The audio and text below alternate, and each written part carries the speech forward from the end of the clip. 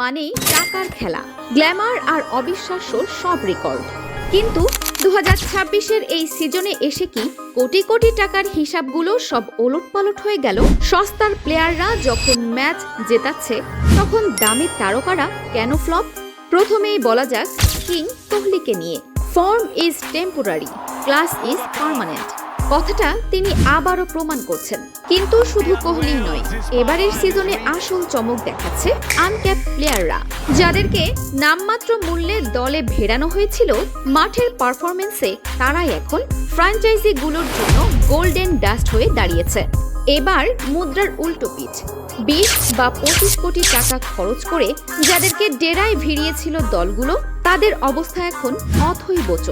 প্রতি ম্যাচে রান বিলানো আর ব্যাটিংয়ে চরম ব্যর্থতা।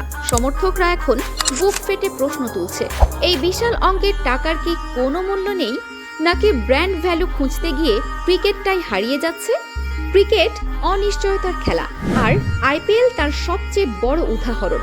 বড় নাম দিয়ে যে টুর্নামেন্ট জেতা যায় না, সেটা এবারের পয়েন্ট টেবিল দেখলেই বোঝা যায়।